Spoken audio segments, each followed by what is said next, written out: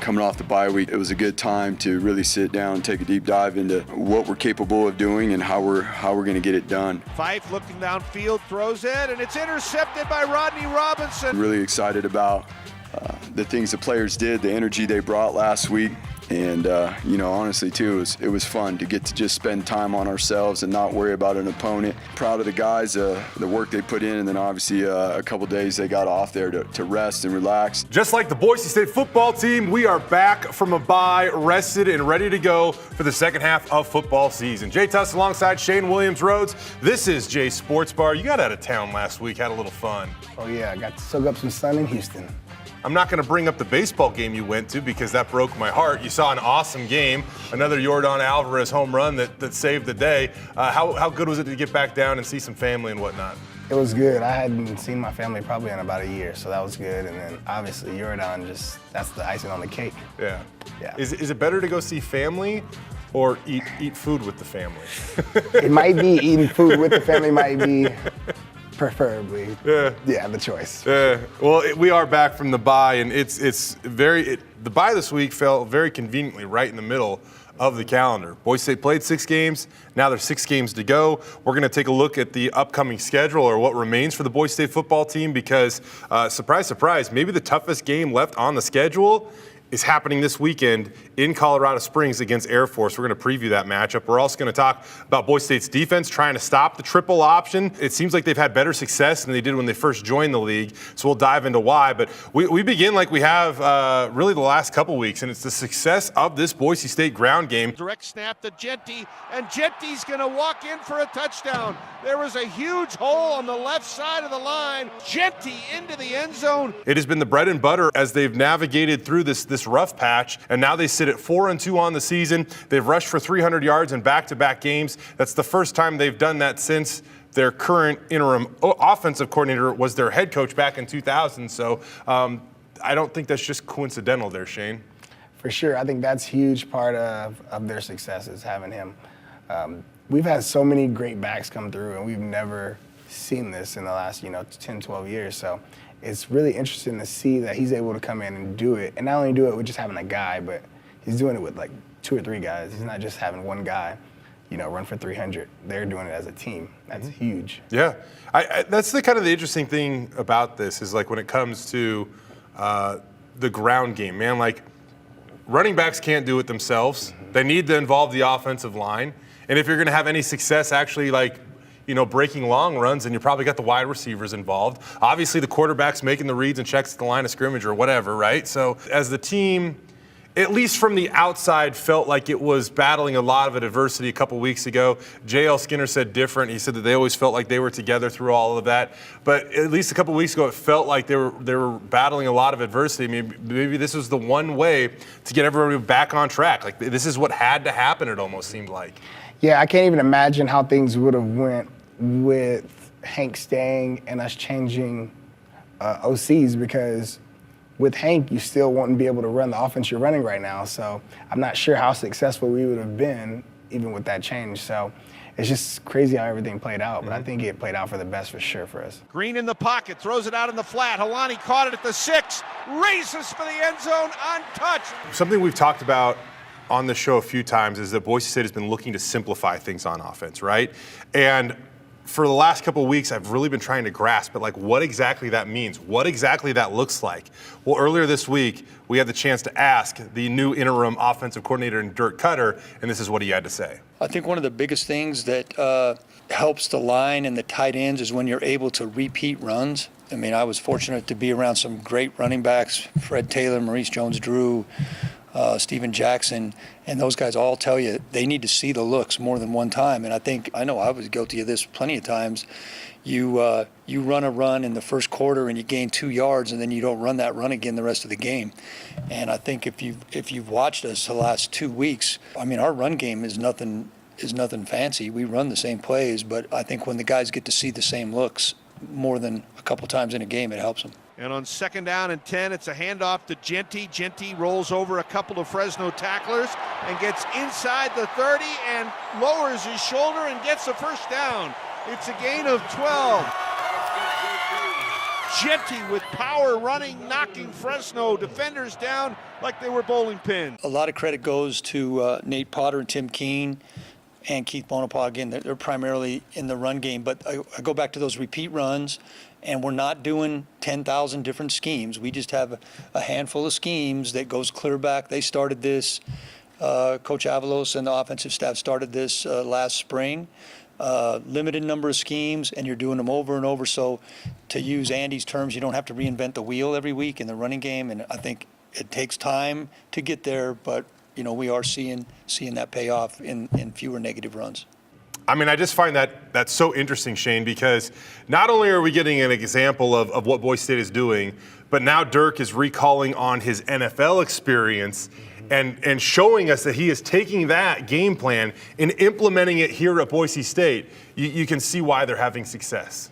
Yeah, I think we talked about this a few weeks back about that experience and him understanding this isn't his first time coming into a new team. We talked about the Jaguars, we talked about the Falcons, and how he knew that he had to keep some things the same when he went into those programs. Hold up here. You say we talked about it, you talked about it. You specifically called all that up. Yep. So we had that conversation, but he's been in this predicament before, and so and ironically, when he walked into Jacksonville, he had the number 2 rushing tandem in the league. Right. So I think he walked into this one. You kind of can see some similarities there, with those 2 guys that we have. So I think he's able to lean on some of those past experiences right now, for sure. Yeah. I just think that if you're George Halani or Ashton Genty or the offensive line, right, and he's telling you, hey, this is how I did it with Maurice Jones-Drew. This is how I did it with Fred Taylor. Like, hey, maybe those are stars of the past, but I don't know how that can't, perk someone's interest, right? Like, if it can work for them, it can certainly work for Boise State. I'm curious, Shane, from your past, playing at Boise State, was there ever a time where a play didn't work and you're like, hey, let's try to go back to this again later in the game, and all of a sudden it had success? With run plays, I don't think it was necessarily that way with us, because when we had Jay, we chose to run something that maybe didn't work, but we'd come back to it next drive and just keep going. The way Dirk is doing it is, and when we had Jay, if it was a pass play, we'd take the shot and we'd say, okay, maybe we can get that shot again later. But that's different with pass plays because it's all based on the coverages. And so you can see a lot of things pre-snap. But with the way Dirk's doing it, he's running something in the first quarter within the first 2 minutes of the game, and then he's coming back with 8 minutes left in the third quarter and going back to it. Where at this point, if I'm the defense, I knew I stopped that play earlier. So now I'm thinking he's going to come back and try to counter with something else. So now I'm going to change my defense. Well, he's not changing. He's sticking with it, and he's coming back to the same thing he's been going to in the first. So that's where they're finding their success. And I think, obviously, teams are going to start catching on that. You're running the same plays. And honestly, it's not that easy even when you know it's coming, because there's always multiple options with this run game. It's not just a simple ISO play. You have to read things, and people have to do their jobs. Well, and that's what, my next kind of point with this is Boise State's been, doing what works for them. Obviously, they're putting out film that opponents are going to see, and they're like, this is how we got to stop it. But Boise State's also coming off a bye week where they finally had a little bit of time to breathe, and not, in any normal game week, as you know, Shane, there's not a ton of time to work on yourself. That's a short window, and then you got to go on to preparing for an opponent. In a bye week, you get a few days to focus on yourself. Yeah. So now, if you don't think that Boise State's trying to find a way to grow and counter and build off what they've been doing, that's absolutely what's been happening. So I'm excited to see what that's going to look like now. And eventually we mentioned against San Diego State, Tyler Crow had a lot of snaps in the backfield and what he was doing. When do they counter and get him involved in more than just blocking and more than just a numbers game, right? When does he now all of a sudden get a handoff or a pitch or something like that? Yeah, and I wouldn't be surprised if you saw some more Tyler Crow just playing fullback, just outright, just to get him on the field and keep your horses, fresh. Because when you got a guy like that who's, at heart a linebacker, he's lead blocking, and he can run, he's big, and then you got those backs we have behind him that can create some chaos. So I think along with getting into the pass game on this bye week, just kind of trying to figure out what works for Talon. Obviously, we think we know what works for him based off the stats, but just getting some of those things implemented and some of those new run plays, because they seems like they've been leaning on the same about 8 or 9, and so they probably got some new stuff coming in with the run game. But even with the new stuff coming in, they'll pick their probably favorite 6 or 7 plays and they'll roll with them. When you were struggling as a wide receiver and you had 233 career catches, so what didn't happen often.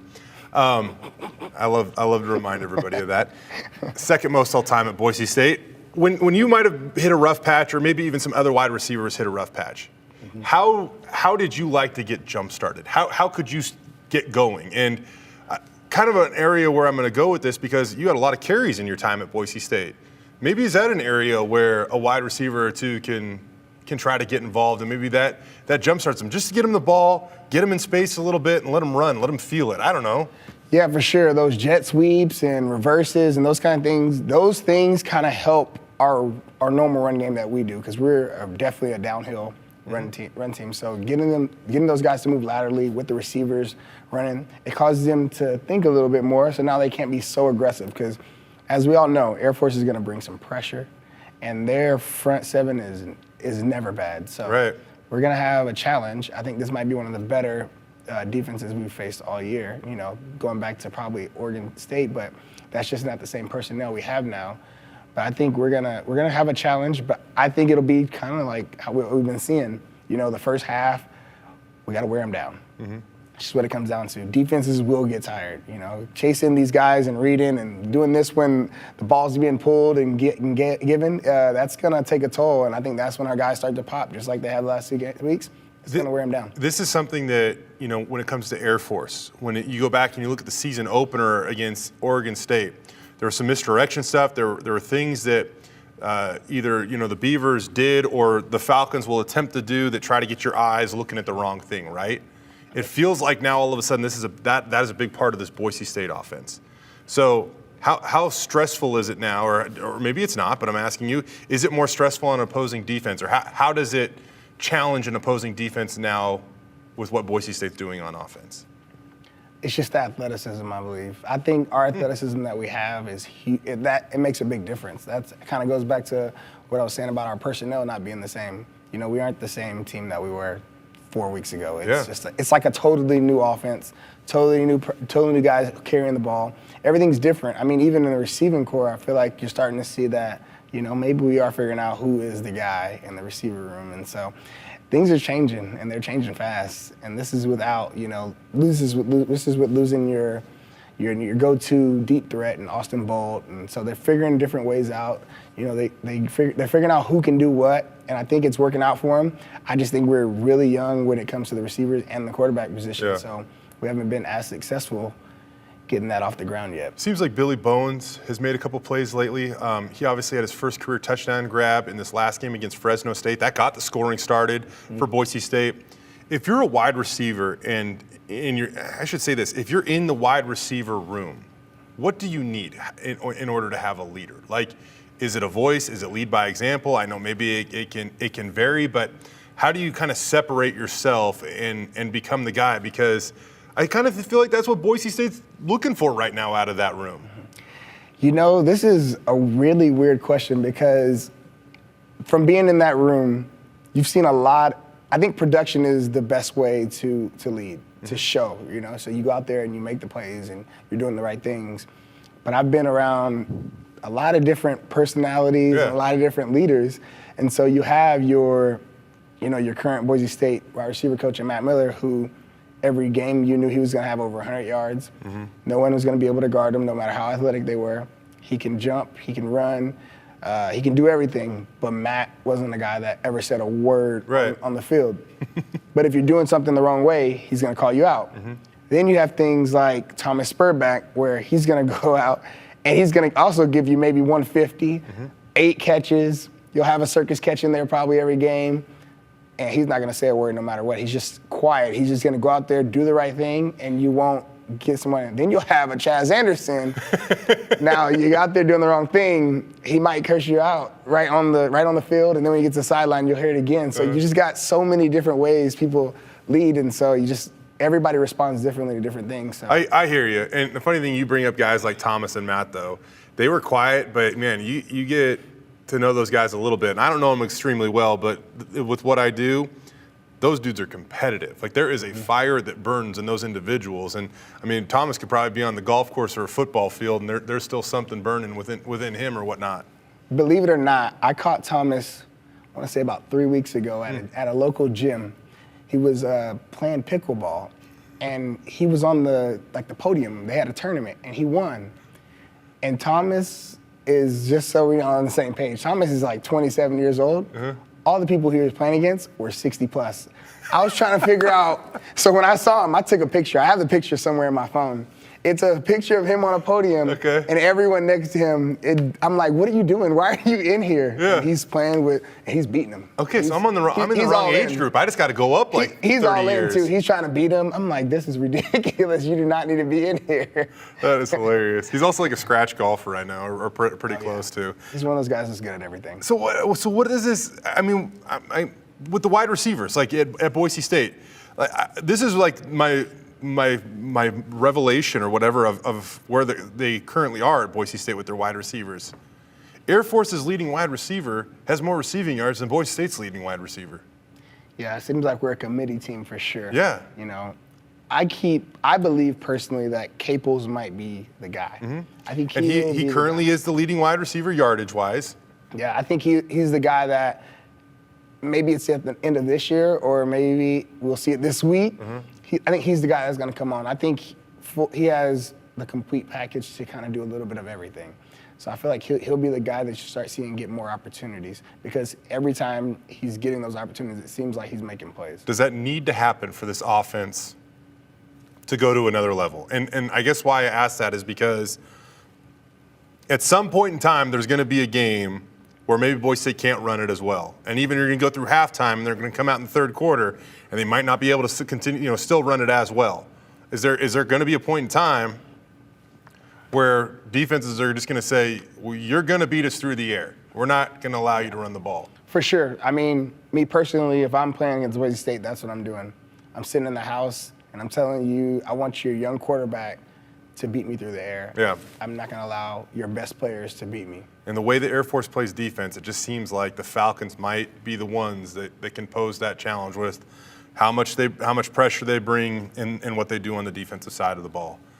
Flipping over to Boise State's defense, they have been outstanding at every level, really since the season opener.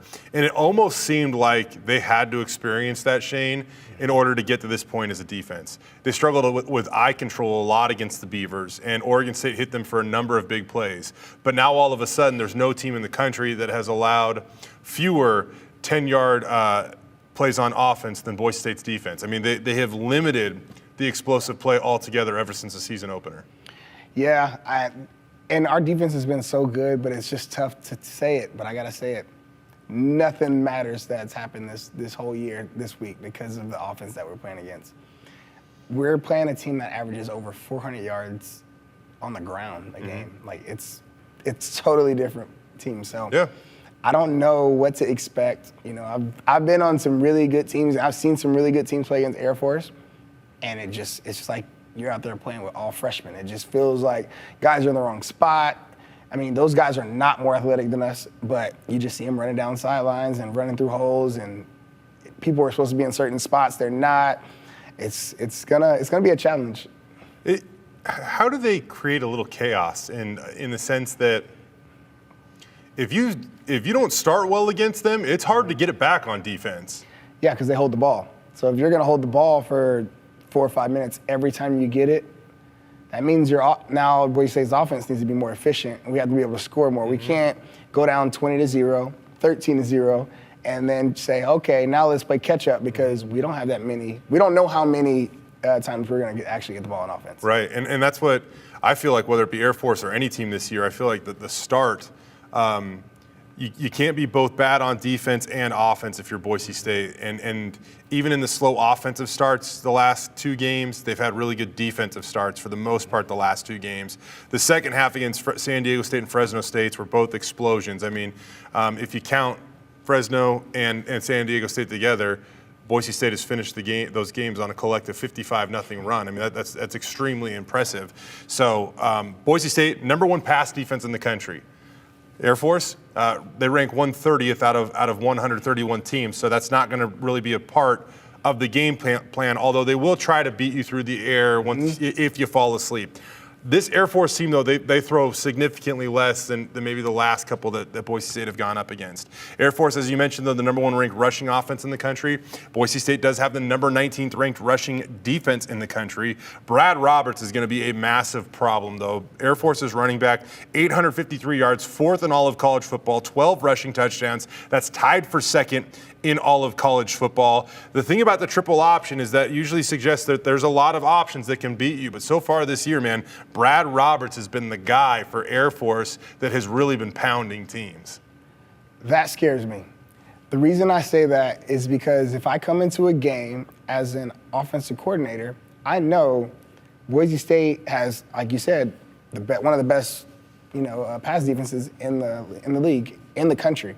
So what I assume that Boise State is going to do against me is stack my box for the running back, go in man on the back end, and just, try to stop the run and not worry about it because they believe in their DBs. Well, if I'm the offense coordinator from Air Force, I'm going to do what Air Force came to Boise State and did back in, I want to say 2013 or 14. Oh, I want to say it's 13. They came here and they threw the ball for over 300 yards through the air. And not a lot of pass attempts. There were a lot of big plays in that game. Probably had about 5 attempts, and they had about 280. I want to say one receiver by himself had over 250 yards receiving on about 4 catches. So we got to just stay disciplined. It comes back to what I say every time about Air Force. Everyone has to do their job because they're going to come out and throw a little wrenches. Yes, they will run the ball. They will try to ground and pound, but if it's not working, they will come at you and throw the ball. Like you said, their leading receiver has more than our leading receiver, so they can throw it. Well, you sound a lot like Boise State head coach Andy Avalos and what he thinks of this offense. But earlier this week, we asked him for his take on the Falcons. There are a lot of challenges. There's a reason why they're the #1 rush offense in the nation. And it's not just because of their scheme, it's their mentality. It's how they come off the ball. It's how the O-line plays. It's how physical the tight ends are.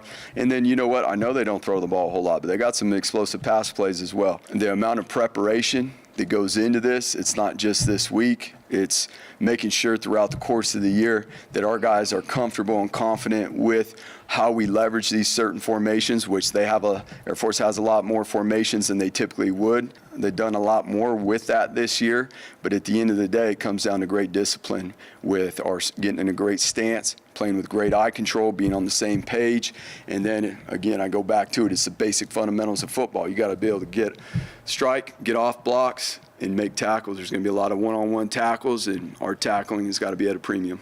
For whatever reason, I mean, this really has developed into a little bit of a rivalry for the Broncos. I mean, this is Air Force week for the Boise State football team. The Broncos get to go to Colorado Springs. The pageantry of the game is noticeable. The respect that, they'll have for their opponent is admirable. This specific opponent, it tests the toughness of the Broncos, both physically, mentally, as they look to push their winning streak to 3 straight games. Can the Broncos continue to stay on a roll against a team that is very good in the Falcons? It's going to be a tough one. It's going to be a dogfight, but I think that we can pull this one out. I think our strengths and their strengths play against each other, so that's good. I think a lot of times when you have a really good offense versus a really good defense, I think the defense tends to have the advantage, especially when it's a run-heavy team. It's not someone who's a balance. We're not have to worry about them doing a ton of throwing. Like when they'll throw it, but they won't throw it over 10 times a game. So as a defensive coordinator, you can send a little bit more pressure. You can scheme things up a little bit more when it's pretty lopsided on what they're going to do. I like that. I like the advantage we have more than the one that they have. What is your best Air Force memory? And by best, I just mean the one that sticks with you because it could also be your worst. Personally, or just what I remember? What do you remember? I think Thomas Spurback catching the ball over his left shoulder as he ran and looked for the ball over his right shoulder, and he actually didn't get his eyes around, but he put his arms on this side of his body, and as he was turning his head, he never got his head back around before the ball hit his hands, and he caught the ball without actually looking, and this is 30 yards down the field. It's probably one of the most impressive catches I've ever seen. Okay, what about you personally then? Do you buy into the pageantry, like the respect for this opponent? Does that matter when you're on the field? Yeah. So we hear about it coming into the game. It is different when you play a group of guys that either have or could be defending you one day on a much bigger stage. Yeah, I mean, we've always played Air Force, and they've always had a great defense. So it's never a game where we went in thinking, oh, we're going to be able to beat these guys. They're not good. They were always good. They've never not been good when I was there. So it's been tough. Favorite memory? Whew. I don't know. These guys, they've always played us tough. I don't know if I have a happy memory of playing against these guys. They've always been a tough one. You look at now what Boise State has left in front of them. I mean, we'll make our predictions about this game here in a second, but halfway through the season, 3 road, 3 home. That's what remains. Air Force on the road, as well as Nevada and Wyoming, Colorado State, BYU, and Utah State on the blue. All of those are Saturday games with the exception of Utah State, which will be played on Black Friday at 10 a.m. ESPN has what they call the Football Power Index. It's their metrics of predicting the outcome of a game. And believe it or not, those metrics say that it's not BYU on November 9th on the blue that's Boise State's toughest game. It is Air Force that is their toughest game. FPI says that Boise State has a 39.4% chance of winning this game. Everything else is over 50, and for the most part, everything else is over 70, with the exception of BYU. What do you think of that? And it's not often that Boise State one thing that drives me crazy about Boise State is they say, hey, chip on our shoulder, underdog role. So often they are not that. They are not that. This is one of those games where they are, though. Yeah, I think the underdog and the chip comes from us playing those Power 5 opponents and winning those games as many times as we have. And so we kind of always go into those. Like you said, we aren't technically underdogs when it comes to being in the Mountain West. Right. With how many appearances and championships we have, I can agree with that. But we obviously go into a year not only planning to win the Mountain West, but we have bigger goals. And I'm not sure that every program in the Mountain West has those same goals that we have. It's crazy, too, because we look at this, Shane, and you talk about bigger goals. I mean, you're alluding to a big-time bowl game, maybe even something bigger than the LA Bowl, which is where the Mountain West Conference champion goes to play a Pac-12 school. And right now you're looking at this thing, and there are some uncontrollables with the other group of 5 schools and whatnot. But, Cincinnati's having a good season. They're off to a 5-1 start. I know James Madison has put together an impressive schedule or impressive resume so far for the most part. They struggled this last weekend, though. But when you look at this and you're like, you said it a couple weeks ago, like you feel like 8 wins was the target. Now you look at it and you're like, 8-4 should probably be like the lowest of expectations out of Mountain West Conference play. And if you get a win this week at Air Force and somehow manage to beat BYU, I mean, that puts them in one heck of a spot in order to maybe to work their way into a bigger bowl game. And I don't want to look too far down the road, but as we know, whether you play for Boise State, cheer for Boise State, or cover Boise State, it's impossible to kind of never or not speculate about the potential of what could happen come bowl season. Yeah, when we were in this position in 2014, exact same position, 2 losses, and it was week 6. Week 6. We were not even by no means ever thinking about, the end of this. Yeah, we weren't there yet. What point in time did you guys start to say, hey, maybe this is possible? It honestly took the week of playing Fresno for the championship and knowing if we won that game, we would be in. Because if you go back and look at it, after we lost, I believe it was to Air Force. Yeah, to drop to 3-2. We were 3-2, and then we go into Nevada the next week, and we win that game in a shootout. 52-46. JHI was good. So 52-46, like you weren't expecting to win. You're not expecting like, oh, this is gonna be a cakewalk and we're gonna win all of our games and go to Fiesta Bowl. Like we knew Nevada was tough, and we still had to go to a championship. We still had to play. I want to say we still had to play Colorado State. We had some games out there that were still tough, and this is when Colorado State had. I believe they had the Mountain West leader in receiving yards. Rashard Higgins, it might have been. Oh, yeah. So they still had some guys. Hollywood Higgins. We had a tough road still ahead of us, so we weren't sure how that was going to go. I mean, we still had to play BYU. That was still on the schedule. So we aren't thinking about that quite yet. I'm trying to look this up right now, but I swear you had a touchdown in that Nevada game. The shootout. I did. I believe I did. Okay, I got it. Yep. Yeah. Oh, I said 52. It's 51-46. Excuse me. 51-46. But yeah, Shane Williams-Rhodes did have a 4-yard touchdown pass from Grant Hedrick, and it gave you guys your first lead of the game at 13-7 in that contest. But J.J. was big in that game, and I also remember him with his arm around Jeremy McNichols outside of the locker room, because that was the game that the McWeapon burned his red shirt. Became the weapon and helped you guys out because he burned his red shirt. So. Yeah, that was a good memory. So we'll see. I mean, this is a massive game as it pertains to not only the conference championship, but what Boise State can achieve this year. Only 4 times. This is the 12th season that Boise State's been in the Mountain West Conference. Only 4 times have they been an underdog in a conference game. So this will be the 5th time, because right now when this opened up, they're 4-point dogs. I know that you guys don't care about betting lines, but you obviously pay attention to whether you are an underdog or not in a game, right? Do you hear any of that? When I was a player, I never paid attention to it, because technically as a player, I never really understood the lines and all that. I didn't even understand how they were generated. You know, as a post player, I'm very interested in the lines. They matter. Yeah. So, I look at them obviously every week. And those guys probably, half of them probably can tell you how the spread's that makes sense. I couldn't have told. I mean, in college, I had no idea either. Yeah. But I will say this: in those 4 previous occasions, Boise State has covered all 4 times, and they've won outright 3 times. So whether they pay attention to it or not, hey, for whatever reason, it seems like they really embraced the role. And last year was the most recent time it happened of the 4, going down to Fresno, playing the Bulldogs on their home turf. The Broncos were, I believe, 3.5, 4-point underdogs, and they won by 26. Yeah. So a strong ground game, put up 40, only allowed 14. It was an awesome effort by Boise State. So what I'm hearing is bet the money line this week on Boise State. Is that what you're saying? I mean, I don't like to give advice, because usually my advice in that area is terrible.